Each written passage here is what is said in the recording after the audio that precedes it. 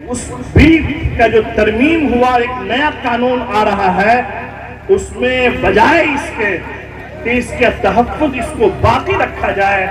اس قانون میں 40 ایسا ترمیم اور ایسا بدلاؤ ہے کہ مسلمانوں کی یہ چیزیں اس کے ہاتھ سے نکلتی جا رہی ہیں۔ کوئی نیک صالح اولاد چھوڑ جائے، علم نافع، کوئی ایسا علم، کوئی ایسی کتاب چھوڑ جائیے جو آپ کے بعد باقی رہے، یا ایک ایسی چیز چھوڑ جائیے کہ آپ کے بعد وہ چیز جاری رہے، جس کو صدقہ جاریہ کہتے ہیں۔ اسلام کی جب یہ تعلیم،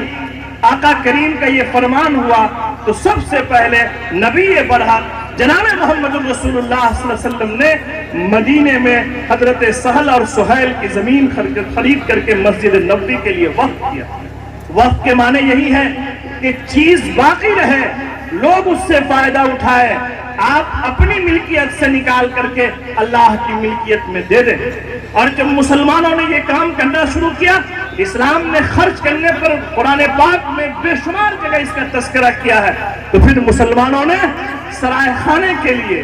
مسافروں کے ٹھہرنے کے لیے، اسٹیشنوں کے لیے، تعلیم گاہوں کے لیے، مدرسوں کے لیے، مسجد کے لیے، عبادت کے لیے، اور سن لیجئے، غور سے سن لیجئے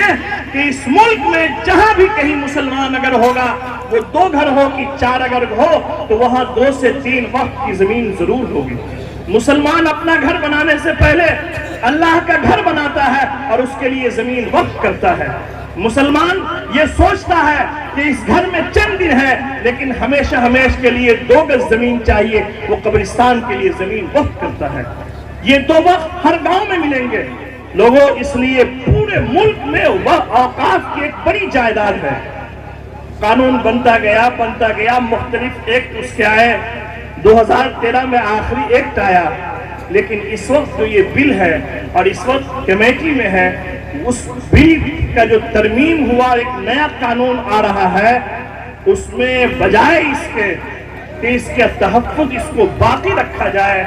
اس قانون میں 40 ایسا ترمیم اور ایسا بدلاؤ ہے کہ مسلمانوں کی یہ چیزیں اس کے ہاتھ سے نکلتی جا رہی ہیں اور نکل جائے۔ کیا ہے بدلاؤ؟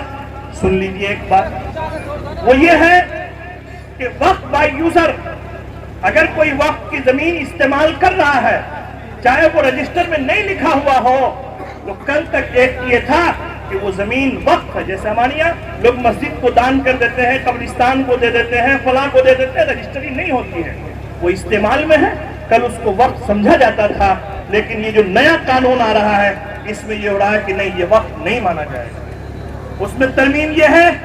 کہ جیسے کل ایک غیر مسلم کو اس کی کمیٹی میں رکھا جاتا تھا، نہیں، اب 13 افراد ہوں گے، اور اس 13 میں سے 7 افراد غیر مسلم ہوں گے، 2 تو رکھنا ضروری ہے۔ کل تک یہ تھا کہ یہ کوئی ضروری نہیں ہے کہ جو چیئرمین چاہے گا یا اس کے اوپر جو لوگ ہیں وہ ہوں گے، کہا نہیں، اب سرکار کا ایک آدمی ہوگا، ہو سکتا ہے کہ وہ ڈی ایم ہو، اور اس کو اختیار ہوگا، وہ فیصلہ کرے گا کہ یہ وقف کی زمین ہے کہ نہیں۔ اے لوگوں، اس طرح کی بہت ساری ترمیمات ہے، میں اس وقت نہیں سنا سکتا، وقت نہیں ہے۔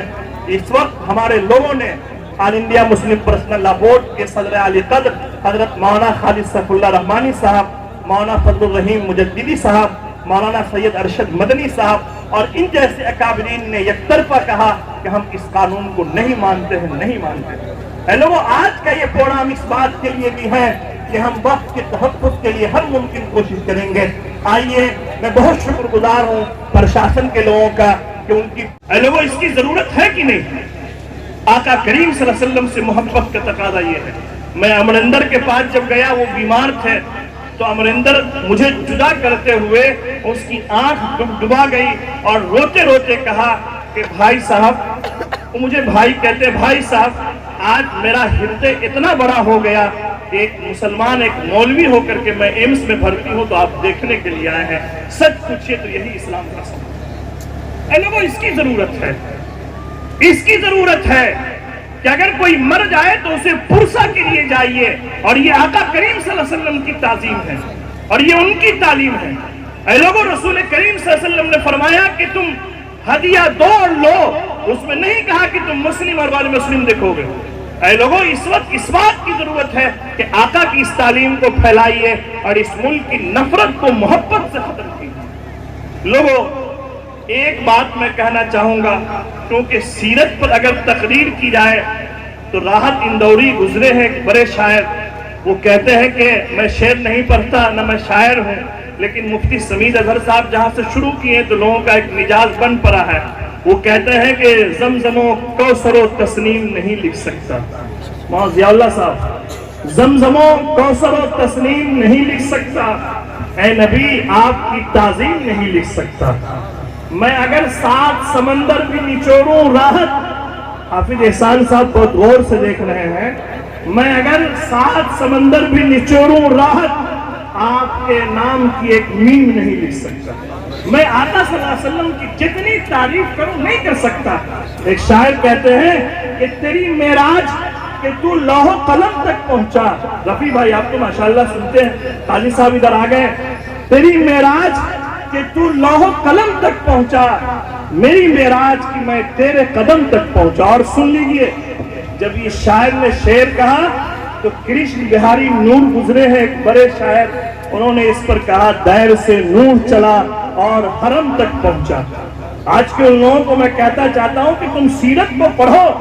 وہ کرشن بہاری نور تمہیں کا تھا، لیکن اس نے آقا کی سیرت کو جب پڑھا تو اس نے شعر کہا دائر سے نور چلا اور حرم تک پہنچا، سلسلہ میرے گناہوں کا کرم تک پہنچا، سلسلہ میرے گناہوں کا کرم تک پہنچا، تیری معراج محمد، تیری معراج محمد تو ہے قریب معبود، تیری معراج محمد تو ہے قریب معبود، میری معراج کے میں تیرے قدم تک۔ بہت خوب ماشاءاللہ۔